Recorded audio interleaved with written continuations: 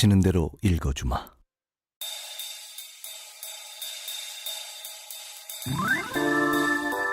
안녕하세요, 성환경입니다. 저희가 댓글놀이 이벤트 하고 있습니다. 저번 시간엔 유튜브에 올라온 댓글들을 좀 소개해드렸고요. 그리고 오늘은 팟빵에 올라온 댓글들을 좀 소개해드리겠습니다. 그 전에 댓글들 다실 때 이런 작품 낭독해보면 어떨까요? 뭐 이런 댓글들도 올려주시면 좋을 것 같습니다. 물론 제가 그걸 저작권을 다 풀어서 할 수 있을지는 모르겠지만 개인적으로는 전에도 몇 번 말씀드렸었는데 한강 작가의 소년이 온다, 정말 참 읽고 싶은데 잘 안 되네요. 출판사 창비 쪽하고도 얘기를 해봤는데 잘 안 됐고, 혹시 우리 애청자들 중에 한강 작가와 절친이 있다면 한강 작가에게 얘기 좀 해주십시오. 이런 팟캐스트가 있는데 낭독을 허락해주면 어떻겠느냐, 부탁 좀 드릴게요. 네, 저희가 팟빵과 유튜브와 애플 팟캐스트를 통해서 내보내고 있는데, 오늘은 팟빵 댓글들을 조금 소개해드리겠습니다. 처음 시작할 때부터 올라온 댓글들 순으로 말씀드려볼게요. 문원양이라는 분이 첫 댓글을 달아주셨어요. 제작진 여러분, 성환경 성우님, 트위터에서 소식을 듣고 찾아와 방금 전 1화를 모두 청취했습니다. 제가 자장가가 됐으면 좋겠다고 했는데 정말 자기 전에 누워 편안한 마음으로 들었고 이만 꿈속으로 가고자 합니다. 네, 고맙습니다. 바라던 바입니다. 그리고 와인 두껍이라는 분, 이분이 댓글을 많이 달아주셨어요. 첫 화 즐겁게 잘 들었습니다. 항소 2호선은 요약본으로만 보고 처음부터 끝까지 다 볼 엄두가 안 났었는데 완경님께서 부드러운 목소리로 읽어주시니 어느새 다 들었네요. 네, 고맙습니다. 이적행위님, 성우님 너무 좋습니다. 너무 짧아요. 고맙습니다. 그리고 또 와인 두꺼비님이 저희 프란츠 카프카의 작품을 올렸을 때 댓글을 달아주셨어요. 고등학생 때 프란츠 카프카의 변신을 읽은 기억이 나는데 와, 대단하네요. 그때는 그렇게 오래된 작품인지도 작가가 그 시대에 활동했다는 것도 몰랐어요. 작품 자체가 굉장히 세련돼서 1980년대나 90년대쯤에 나온 책인지 알았는데 오늘 처음 알게 된 게 굉장히 많네요. 짧은 몇 페이지만 읽어주셨지만 그 안에서도 많은 생각이 드는 작품이었습니다.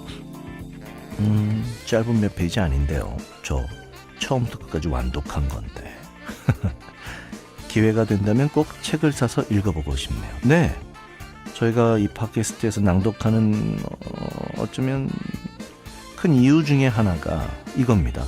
들어보시고 꼭 책을 사서 한 번쯤 독서하는 즐거움을 느껴보시기를 바라는 마음으로 이 팟캐스트를 하고 있는 거예요. 그래야 출판사나 작가님들도 저희한테 흔쾌히 읽으라고 하실 수 있을 거잖아요. 또 와인 두꺼비님, 헌법 얘기 같아요.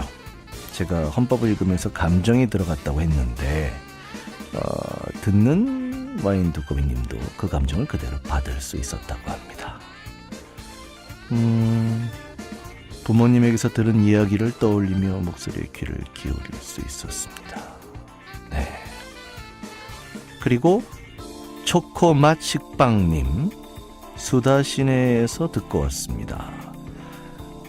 파이팅입니다. 애독하겠습니다. 이 수다 시내라고 제 성우 후배들이 하는 영화 얘기하는 팟캐스트가 있어요. 제가 거기에 저희 팟캐스트 초창기에 거기 출연해서 많은 수다를 떨고 왔습니다. 거기서 제가 저희 팟캐스트 홍보를 많이 했거든요. 때 오신 손님들도 굉장히 많습니다.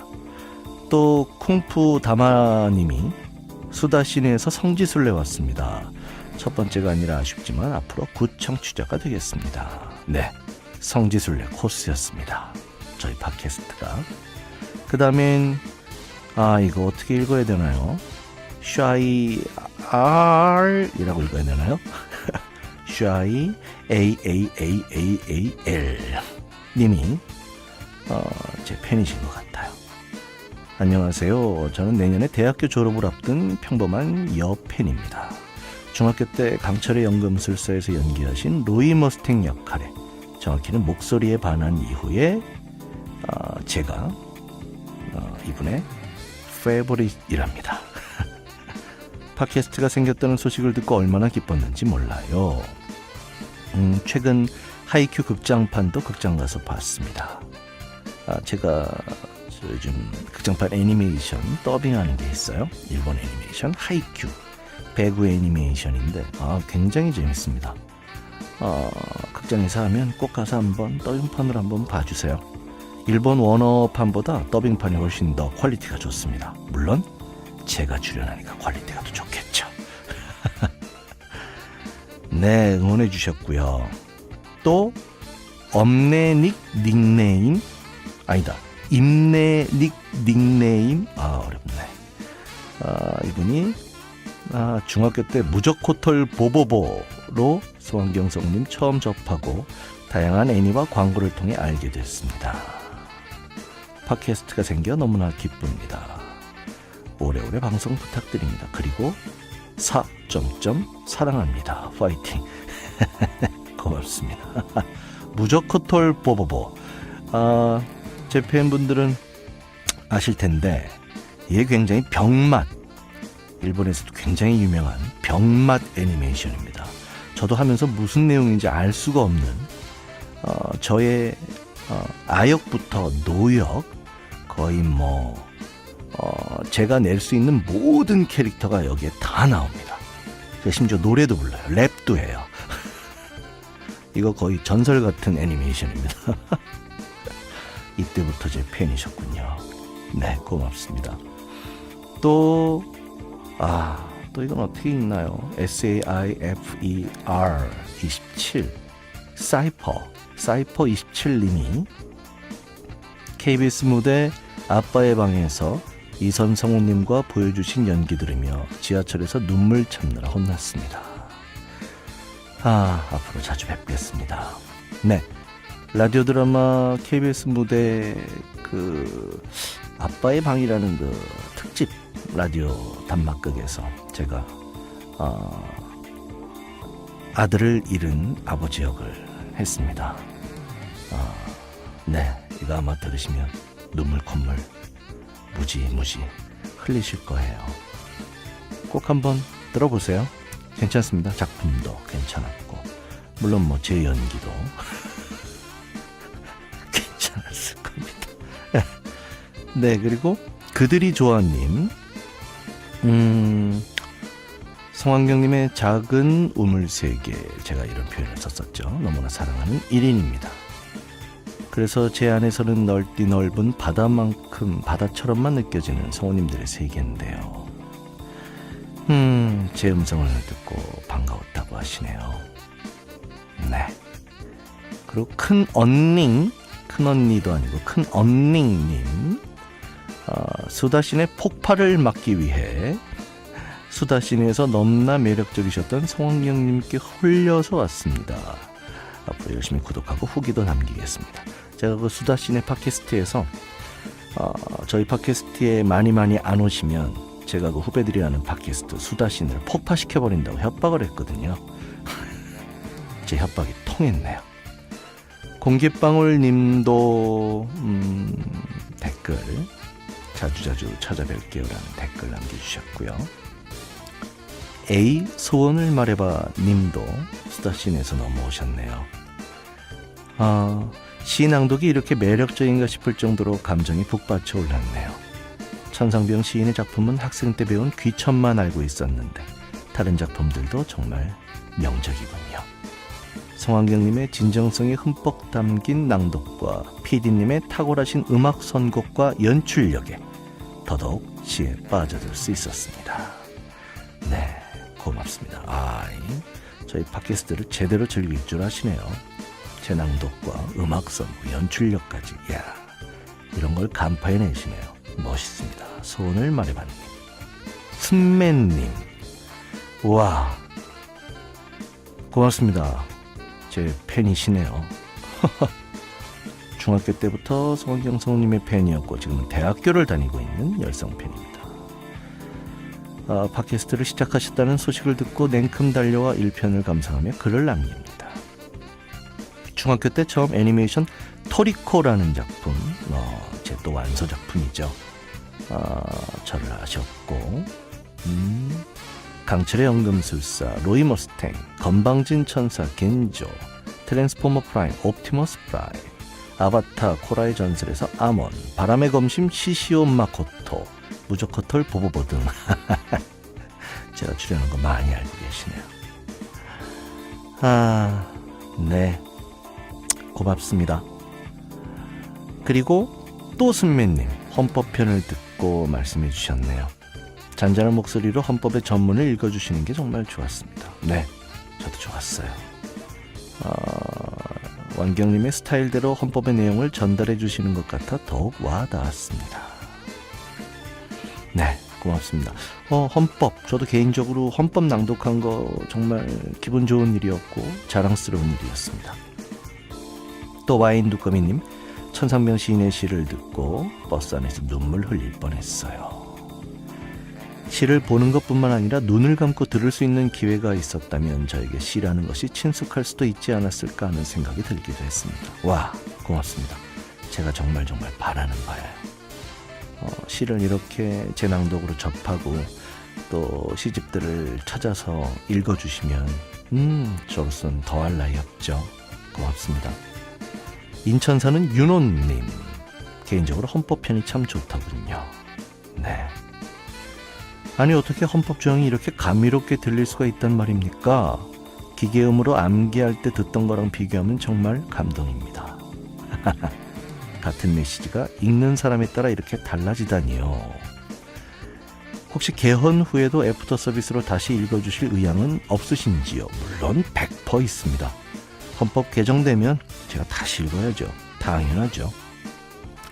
그리고 또 와인 두꺼비님, 와인 두꺼비님 너무 많은 걸 써주셨고요. 그들이 좋아하는 님, 하이큐 더빙판 보러 메가박스에 다녀왔어요. 싱크로율 100% 우카이 코치님은 여전히 너무 좋았어요. 무엇을 읽든 성환경님의 것으로 완벽히 소화하시는 멋진 모습 계속 응원할게요. 네, 고맙습니다. 그리고 저는 싱크로율 100%가 아닙니다. 저는 싱크로율 최소 120%, 200%라고들 얘기합니다. 그들이 좋아하님, 다시 한번 알아보시고요. 또 김프님, 진프 김프, GIMP님, 이회수님의 글을 통해 들어와 문재인님의 운명 1에서 6까지 단숨에 듣는데 아버님 생각이 자꾸 난다고 하시네요. 저도 그 당시 흥남부두에서 저희 어머니가 배를 타고 피날 오셨기 때문에 저도 어머니 생각이 많이 났었습니다. 찡짱이님 잘 듣고 있습니다. 목소리 너무 좋으세요. 그래요, 고맙습니다. 새드타만님, 1화에서 성우님의 바람대로 잠잘 때마다 듣고 있어요. 가끔은 듣다가 잠이 들고 또 가끔은 내용에 빠져서 끝까지 뜬 눈으로 감상합니다. 항상 책 선정도 좋으시고 좋은 컨텐츠 듣게 해주시는 성우님을 비롯하여 모든 스태프분들께 정말 감사합니다. 저 역시 감사합니다.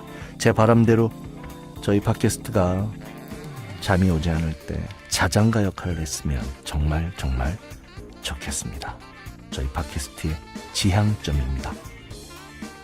오늘 팟빵 댓글 소개는 대충 이렇습니다. 많은 댓글 고맙습니다. 앞으로 더더욱 댓글 많이 달아주시고요. 그래야 저희가 한정판 시리얼 넘버가 들어간 CD를 만들죠. 오늘 너무 길었나요? 앞에가? 오늘은 문재인의 운명, 미국 쇠고기 수입 문제부터 시작할 겁니다. 이제 대변론의 막이 가까워지고 있습니다. 정말 다음 작품 저희 고민 중이니까 댓글에 이런 작품 많이 올려주세요. 저희도 같이 고민해보자고요. 그리고 저희의 광고 잠깐 들으시고 본문 이어가겠습니다.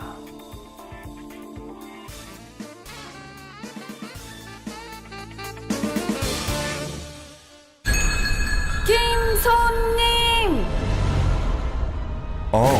괜찮아요 손님. 오늘 처음 와봐서 그래요. 김손님 씨 반갑습니다. 귀인이요 귀인! 오늘 저녁 간식 사러 온 귀인 김손님이요! 19분 만에 나타난 귀인. 당신은 지금 마포구 중동 성산 대우아파트 후문에 있는 친절하고도 깨끗한 GS25 중동 해분점에 와 있습니다. 누구나 가지만 여태껏 느껴본 적 없는 그곳. 와, 이런 근사한 편의점이 있을 줄이야.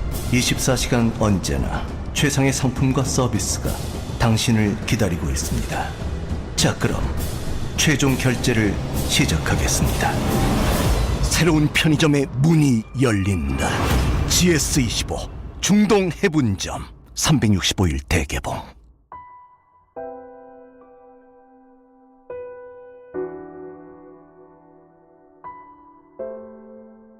미국 쇠고기 수입 문제. 이명박 정부에서 한미 쇠고기 협상 수석 대표를 했고 지금은 외교부 차관을 하고 있는 민동석 씨는 대한민국 공직자로 산다는 것이란 책에서 노무현 대통령이 2007년 3월 29일 부시 대통령과의 통화에서 국제 기준에 따라 한국이 쇠고기 시장을 개방하겠다고 약속해놓고는 그 약속을 위반했다고 주장했다. 사실이 아니다. 그날 노 대통령이 부시 대통령에게 쇠고기 수입 문제에 대해 말한 발언 전문은 정확하게 다음과 같다. 그리고 이제 쇠고기 문제에 관해서 말씀을 드리면 쇠고기 수입 위생에 관한 수입 조건에 관해서는 앞으로 국제수역기관의 권고를 우리도 존중해서 합리적인 수준으로 개방할 의향을 우리는 원칙적으로 가지고 있습니다. 그리고 또 그와 같은 검역 조건에 관해서 사전 확인하는 절차에 있어서도 우리가 아무런 악의를 갖지 않고 아주 선의를 가지고 최선을 다해서 합리적인 기간 안에 절차를 매듭지을 의향도 역시 가지고 있습니다. 지난날 미국 쇠고기 수입 과정에서 뼈조각을 가지고 우리 농림당국이 다소 무리한 처리를 함으로써 미국이 한국을 많이 의심하게 된, 선의에 대해서 의문을 가지게 된 사정은 나도 잘 이해하고 있습니다만 이후에는 그와 같은 것이 항상 합리적인 수준에서 결정되도록 대통령이 직접 관리할 의향을 가지고 있습니다. 그래서 나는 쇠고기 문제를 해결하겠다는 원칙적인 자세를 가지고 각하에게 두 가지 요청을 드리고자 합니다. 각하에게 이 쇠고기 문제가 매우 중요한 문제이듯이 나에게도 대통령 선거를 지금 앞두고 연말 대통령 선거를 앞두고 있는 한국 정치에서도 대단히 민감한 문제라는 점을 먼저 말씀드리고 싶습니다. 그래서 각하의 입장을 존중해서 이 문제가 잘 합리적으로 해결될 것이라는 이 메시지를 내가 각하가 말씀하시는 것이 아니라 한국에서 내가 먼저, 말하자면 이 문제를 합리적으로 해결할 의향을 가지고 있다는 것을 미국의 국회나 또는 조야에 이렇게 메시지가 전달될 수 있도록 내가 말할 수 있게 그렇게 절차를 허용해 달라는 것이 한 가지 요청입니다. 그리고 우리는 국제수역기구의 권고에 따라 협상을 할 것입니다만 이 문제는 국민적 자존심에 매우 민감한 문제이므로 결국 우리 국민들은 일본, 대만, 홍콩 등과의 조건의 비교를 가지고 비교에 대단히 민감하게 반응할 것이고 아마 정당들은 이것을 가지고 대선의 쟁점으로 삼아나갈 가능성이 있기 때문에 이 문제는 대개 한국과 미국의 협상, 한국이 한 발 앞서 협상하더라도 역시 비슷한 시기에 이와 같은 문제들이 좀 균형적으로 해결되는 방안을 전략적으로 좀 채택해달라는 말씀을 나는 요청드립니다. 이 발언 내용은 한미 정상 통화 대화록에 남아있다. 요약하면 노 대통령이 부시 대통령에게 약속한 것은 OIE, 즉 국제 수역 사무국 기준 그대로 또는 OIE의 기준에 따라 무조건 수입하겠다는 것이 아니라 그 기준을 존중해 합리적인 수준으로 개방할 의향을 원칙적으로 갖고 있다는 것이었다. 즉 OIE 기준 그대로가 아니라 그 기준에 더해서 미국의 사료 금지 조치의 이행 상황이나 미국산 쇠고기에 대한 우리 국민들의 신뢰 정도, 우리 국내법상의 수입 위생 조건의 기준 등 여러 가지 사정을 종합해서 합리적인 수준으로 개방폭과 시기를 결정하겠다는 약속이었다. 뿐만 아니라 노 대통령은 한 걸음 더 나아가서 OIE 기준에도 불구하고 우리나라만 먼저 개방폭을 넓힐 수가 없기 때문에 일본, 대만, 홍콩 등 아시아 주요 국가들의 개방폭 확대 시기 및 확대 정도와 시기를 맞춰 나가야 한다는 것을 분명한 조건으로 제시했다.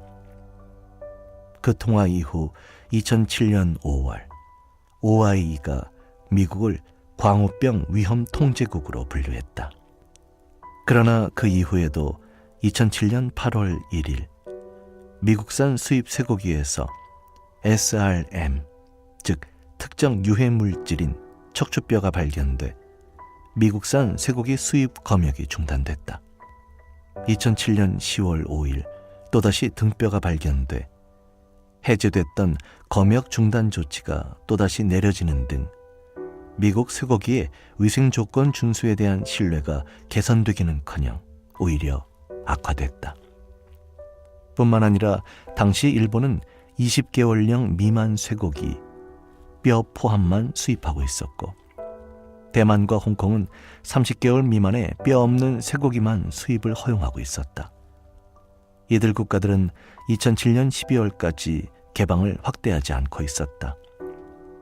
개방 확대는 말할 것도 없고 개방 확대를 위한 협상조차 하지 않고 있었다.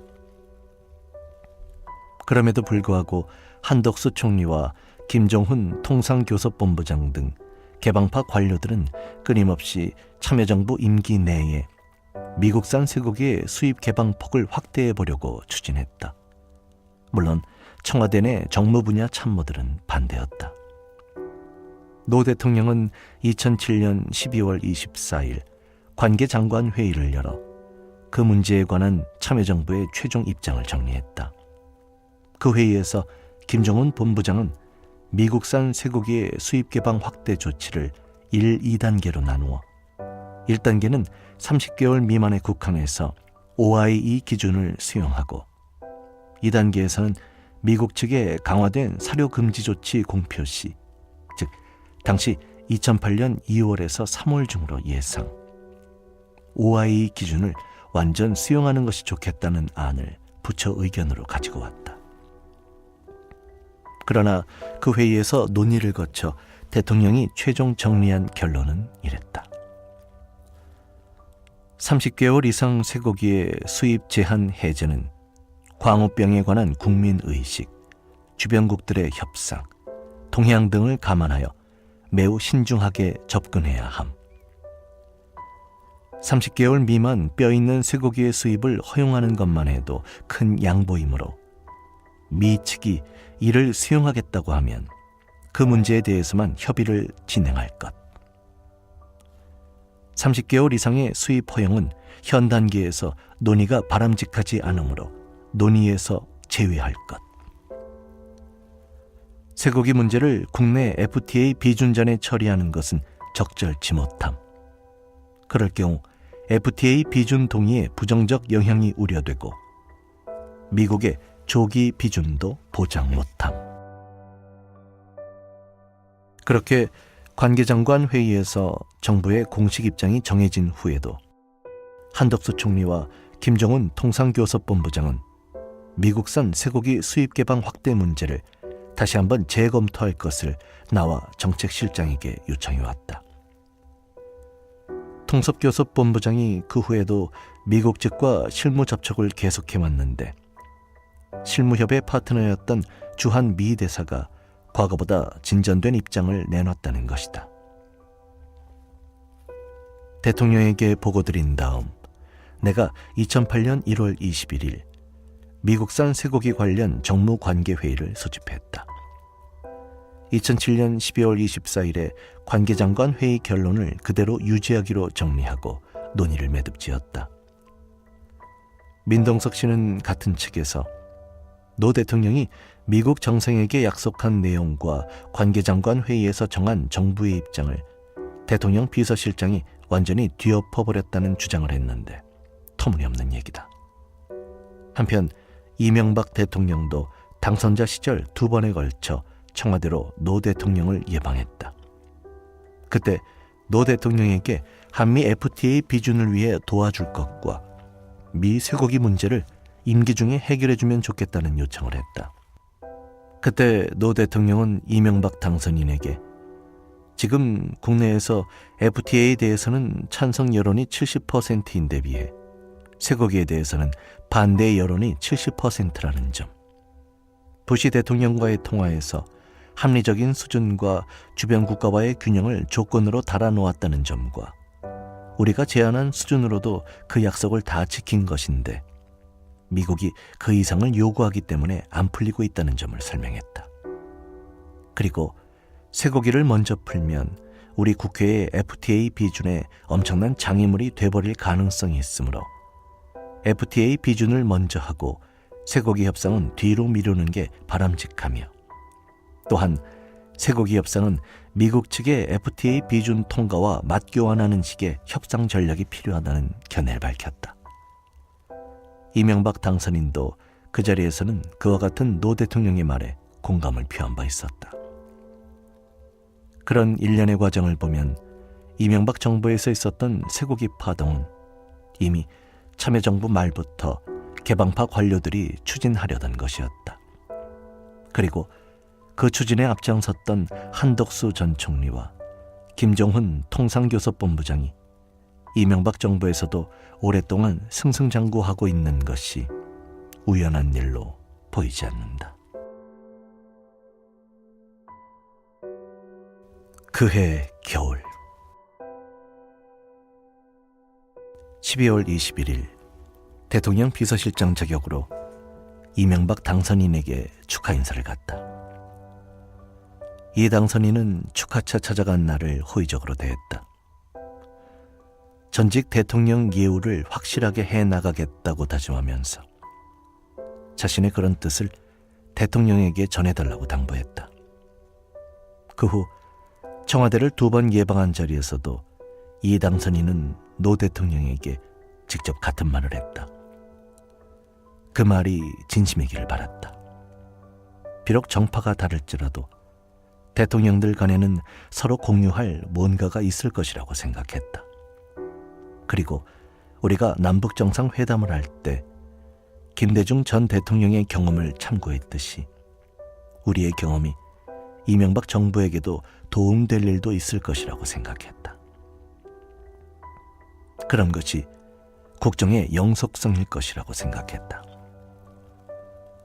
그런 기대가 이명박 정부 인수위 때부터 깨지기 시작했다. 사실 이명박 정부 인수위가 추진한 정부 조직 개편안은 우리가 동의할 수 없는 내용이었지만 그렇다고 우리가 왈가왈부할 수 있는 일은 아니었다. 문제는 우리가 동의할 수 없는 정부 조직법 개정 법안을 노 대통령에게 공포해달라고까지 요구한 것이었다. 그 때문에 신구 정부 간의 갈등이 생겼다. 무리한 요구였다고 생각한다. 그 때문에 이명박 정부가 의욕을 가지고 하려는 일을 참여정부가 발목을 잡는 것 같은 모양이 되어버렸다. 사실 우리는 차기 정부를 위해 여러 일을 성심껏 챙기고 있었다. 우리 시대의 방대한 기록물을 정리해 넘기는 작업이 그랬다. 우선 우리가 한 일을 역사에 남기는 차원이기도 하지만 당장 차기 정부에 꼭 필요하다고 봤다. 국정의 연속성에 비효율이 없도록 하자는 취지였고 진심이었다. 참여정부가 넘긴 정책 자료에는 그 정책의 이력과 논의 과정을 다 담아놓았다. 우리가 해보니 전 정부의 정책이 이어져 오는 것이 많았고 그럴 때 그 정책의 이력과 논의 과정이 궁금할 때가 많았기 때문이다. 과거 정부에서 끝난 정책이라 해도 참고가 되는 경우가 많다. 역대 정부마다 공통적으로 겪는 사회 경제 현상이 있게 마련이고 그럴 때 공통적으로 강구하는 대책들이 있는 법이다. 어쨌든 우리가 남긴 방대한 기록은 1차적으로는 다음 정부가 참고하도록 하기 위한 것이었다. 우리가 넘긴 기록물 속에는 참여정부 인사검증 매뉴얼도 포함되어 있었다. 공직자 재산 공개 이후 인사검증 때문에 혼인하고 여론의 질타를 받고 한 것은 문민정부 이래 어느 정부에서나 있었던 일이다. 참여정부도 그런 일을 겪으면서 인사검증 매뉴얼을 발전시켜왔다. 그것만 제대로 참고해도 참여정부가 겪었던 시행착오는 겪지 않아도 될 것이었다. 심지어 노 대통령은 참여정부 말에 국가청렴위원회로 하여금 참여정부의 인사검증 매뉴얼을 더 보완한 업그레이드된 매뉴얼을 새로 만들도록 했다. 검증 기준이 항상 같을 수 없고 시대마다 중요도에 대한 판단이 달라질 수 있기 때문이다. 국가청렴위가 새 인사검증 매뉴얼을 대통령에게 보고해 온 것이 퇴임 직전인 2008년 2월이었다. 다음 정부를 위해 만든 매뉴얼이었기 때문이다. 검증 매뉴얼이 필요한 이유는 인사검증을 잘하기 위한 목적도 있지만 다른 한편으로는 검증 기준이 미리 공지돼 있어야 공직자 또는 고위공직 희망자들이 그에 맞춰 자기 관리를 할 수 있기 때문이다. 그런데 이명박 정부는 참여정부가 남긴 인사검증 매뉴얼을 참고조차 하지 않았다. 자기들 나름대로 다른 인사검증 매뉴얼을 별도로 만들었기 때문이라면 이해할 수 있다. 그러나 이명박 정부는 김태호 총리 후보 낙마 시까지 아예 인사검증 매뉴얼이 없었다. 김태호 후보 낙마 후에야 비로소 200문항의 검증 체크리스트를 만드는 등 매뉴얼을 만들었다는 것이다. 정부 출범 초부터 인사 때마다 낭패를 보면서도 그랬다니 이해하기 힘든 일이다. 대통령 전용기도 그렇다. 우리가 불편했거나 문제가 있다고 느꼈던 일은 가급적 다음 정부가 넘겨받지 않도록 애를 썼다. 정권 출범하면 생기는 총리와 신임 장관의 임명 절차상 공백도 우리가 겪었던 불편이어서 제도적 불비사항을 보완했다. 이미 이명박 후보의 당선이 확실시 될 때였는데도 그런 일을 개의치 않고 했다. 심지어는 비서실 직원들에게 욕을 먹어가면서까지 청와대 내 작은 간이 목욕탕을 수리해 놓았다. 대통령 관저로 올라가는 산책로 주변 단장도 했다. 2007년 연말부터 다음 정부가 들어서서 곧바로 못할 것이라고 생각해 부랴부랴 정비를 했다. 하나같이 새로 들어선 정부가 하려면 시간이 많이 걸리는 일이다. 예산 문제여서 부담이 되기도 한다. 우리가 매듭을 풀어서 다음 정부의 부담을 줄여주려 한 것이다. 하지만 모두 허망한 일이었다.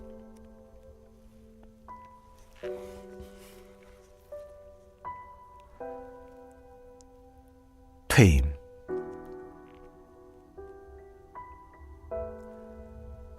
대선 이후부터 퇴임일까지 2달여 대통령은 더 분주했다. 그것은 당신을 위한 어떤 준비보다는 역사를 위한 준비였다. 기록물을 꼼꼼하게 정리하고 마무리해 가급적 남김없이 이관하라는 당부였다. 불꽃 같았던 그 5년의 역사 속에 남는 건 결국 기록이다. 그래서 대통령은 임기 초부터 그토록 기록물에 집착했다. 성공과 좌절의 5년 기록이 역사적 평가의 자료가 되는 것은 물론 다음 정부들에 의해 잘 활용되길 바랐다. 내가 그 작업을 진두지휘해야 했다. 비서관과 행정관들의 불만이 많았다. 대통령의 깊은 뜻을 이해는 하지만 그 양이 너무 방대해 몇 주일씩 밤을 새야 했기 때문이다. 제대 말년에 이게 무슨 생고생이냐라고들 했다. 직접 독려하며 작업을 마무리해갔다. 한편으론 퇴임 이후 준비로도 바빴다. 대통령이 퇴임 후 고향인 봉하마을로 가겠다고 결심한 건 꽤 오래전이었다. 대통령은 처음부터 지역균형 발전 차원에서 퇴임 후에도 당신이 뭔가 도움이 되면 좋겠다는 생각을 했다. 그래서 청와대 나오면 지방으로 가겠다는 결심을 하게 된 것이다. 거의 2005년 무렵부터 대상지를 물색했다. 살기 좋은 농촌으로 선정된 마을 중 하나를 선택해 보려고도 했다. 숲 가꾸기에 관심이 많았기 때문에 산림청장에게도 적당한 곳이 없는지 추천해달라고 했다. 그러나 사저를 지을 땅도 확보해야 하고 생활터전도 마련해야 하는 현실적인 문제를 감안해야 했다. 결국 고향 쪽으로 가기로 했다. 고향 인근의 김해 대동마을에 적당한 땅이 있다고 해서 검토도 했지만 최종적으로는 고향 봉하마을을 택했다. 그 시점이 2006년 하반기쯤이었다. 사전은 얼마 전 작고한 건축가 정기용 선생에게 설계를 부탁했다. 땅값은 서울에 비하면 아주 저렴했지만 건축비 때문에 은행 대출을 받아야 했다. 대출금 상환은 대통령이 퇴임 후 책을 쓰거나 강연 활동을 하면 충분히 갚아 나갈 수 있을 것으로 생각했다. 나도 슬슬 퇴임 이후 준비를 하고 있었다. 서울에 남는 것은 애당초 생각하지 않았다. 고위 공직자들이 퇴임 후에 고향으로 돌아오지 않는 것은 정말 문제라고 생각한다. 예를 들면 역대 정부에서 부산 출신 장관들이 많지만 지금 부산에 돌아와 있는 사람은 내가 알기로 해양대 총장을 하는 오고돈 전 해양수산부 장관뿐이다. 장관급으로 넓히면 그와 나 둘뿐이다. 부산으로 돌아가는 것은 당연했지만 부산보다는 부산 근처 시골로 들어가고 싶었다. 워낙 지치기도 했고 마음도 많이 상했다. 그렇게 열심히 했건만 허망하다는 생각이 들었다. 우리가 인정하든 인정하지 않든 참여정부에 대한 평가는 혹독했다. 대통령 지지는 낮았고 당은 깨졌다. 정권 재창출에서 참담한 실패를 했다. 진보 진영 전체가 한꺼번에 추락했다. 당연히 국정을 맡은 우리 책임이 제일 컸다. 세상과 거리를 두면서 조용하게 살고 싶었다. 스스로를 유배 보내는 심정이기도 했다. 그래서 시골에 살 곳을 찾았다. 경제적 사정도 있었다. 원래 저축해 놓은 게 많지도 않았지만 청와대에 있는 동안 다 까먹었다. 변호사도 당분간 그만두고 싶었지만 생활 때문에 그럴 순 없었다. 변호사 사무실 출퇴근이 가능한 곳을 찾아야 했다. 그래서 고른 곳이 지금 살고 있는 양산 매곡이다. 아내는 서울 여자고 도회적이지만 내가 워낙 힘들어했기 때문에 조용한 곳에 가서 쉬는 게 좋겠다며 동의해줬다. 헌집을 하나 샀다. 부산에서 그림과 조각을 하는 분이 작업실로 쓰던 공간이다. 내실은 조그맣고 나머지는 작업용 공간으로 돼 있어 주거에 적합한 공간은 아니다. 내려와 살면서 계속 손보고 있다. 그러나 마당이 널찍해서 좋고 주변의 자연 환경도 더할 나위 없이 좋다. 양산에 가면 대통령 계신 봉화는 가끔씩 가보면 될 것으로 생각했다. 마지막 비서실장을 했기 때문에 퇴임 대통령으로서 공식적인 행사의 수행 혹은 배석이나 하면 될 줄 알았다. 그토록 자주 가게 될 줄은 상상도 못했다.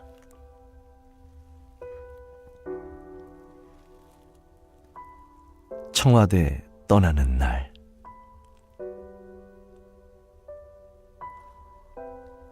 마지막 며칠은 떠나는 일로 분주했다. 함께 수고해준 수석, 비서관, 행정관, 행정요원, 여직원들과 일일이 기념사진을 찍었다. 눈물이 날 만큼 고마운 사람들이었다. 남들은 청와대에 있다고 대단한 자리에라도 있는 양 생각했겠지만 노무현의 청와대여서 더 조심하고 더 참고 더 욕을 먹고 하지만 그래서 더 열심히 했던 사람들이었다. 그런 그들에게 내가 해줄 수 있는 게 기념사진 찍어주는 것밖에 없었다. 언젠가 사진을 보며 자랑스러운 추억으로 생각할 수 있다면 더 바랄 게 없겠다는 생각을 했다. 2월 24일 밤 대통령이 차관급 이상을 모두 청와대로 초대해 마지막 식사 대접을 했다. 만찬이 끝나고 비서실장 공관으로 돌아왔다. 아내는 이삿짐을 싣고 먼저 양산으로 떠났다. 지난 세월 생각과 앞으로 살아갈 걱정에 혼자서 보내는 참여정부 마지막 날밤이 서글펐다.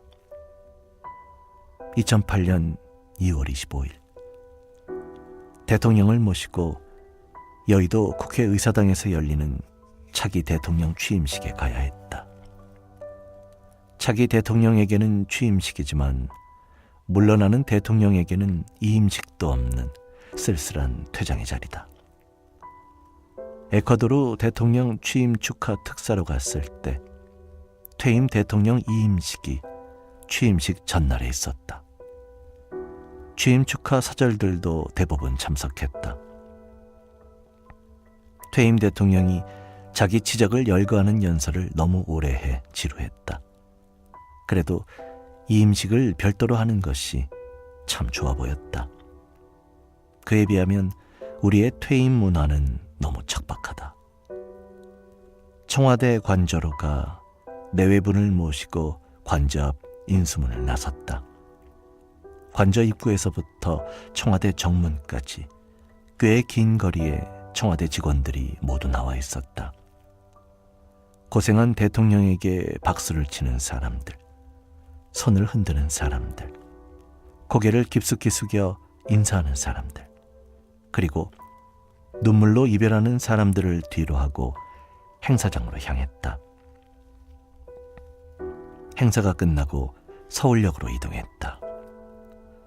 대통령과 우리는 KTX로 내려가게 돼 있었다. 서울역엔 많은 사람들이 환송을 위해 모여 있었다. 수많은 인파 가운데 하염없이 울면서 대통령을 떠나보내는 한 무리의 사람들이 눈에 띄었다. 중국 동포들이었다. 2003년이었던가 자신들의 힘들고 어려운 처지를 호소하며 단식 농성하고 있을 때 법무부 등 여러 곳에 여러 반대를 무릅쓰고 대통령이 찾아가 격려해 준 일이 있었다. 그 일이 고마워 서울역까지 환송 나온 것이다. 대통령은 환송 나온 사람들에게 공손하게 인사를 하고 기차에 올랐다. 봉화마을까지 함께 내려갈 많은 인사들이 동승했다.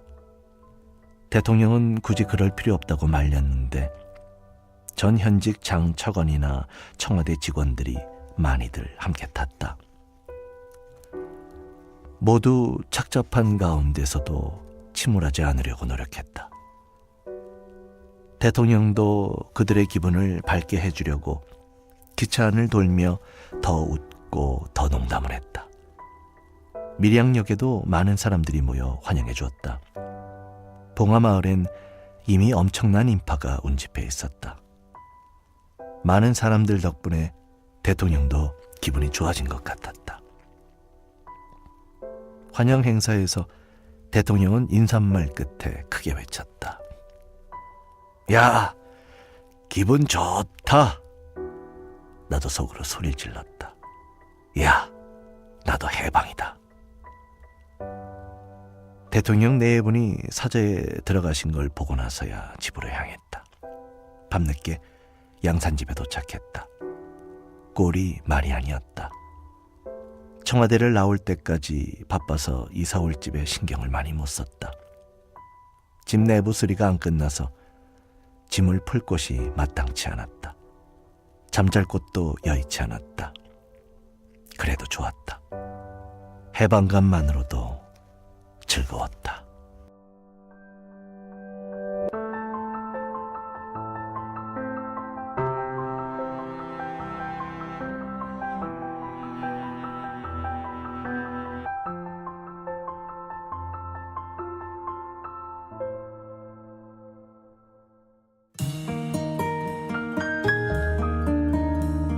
성환경의 슈퍼스타.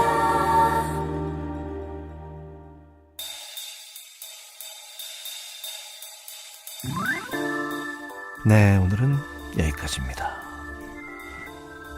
이제 청와대에서 아이고 제가 목이 왜 이렇게 감정이입이 되죠? 마지막 순간에 제가 목이 좀 참겠습니다.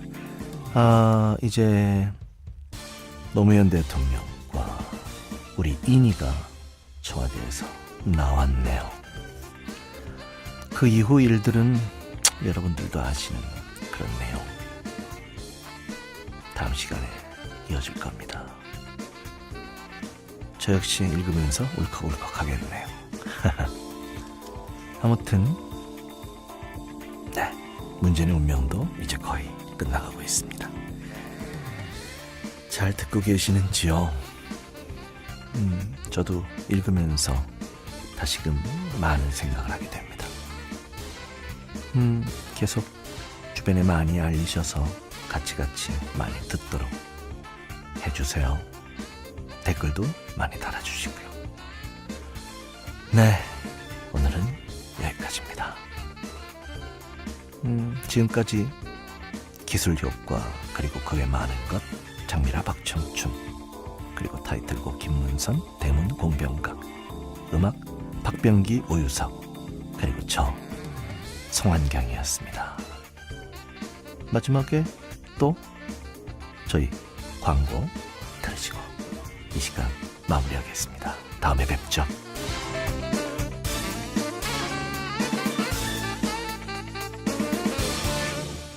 성환경의 슈퍼스타를 들으면 너의 견문 지식 늘어난다. 성환경의 슈퍼스타를 듣고선 내 인생이 달라졌다. 닥치는 대로 읽어주는 성환경의 슈퍼스타. 자매품 스튜디오 슈퍼스타도 있어요. 김손님! 괜찮아요, 손님. 오늘 처음 와봐서 그래요. 김선민 씨 반갑습니다.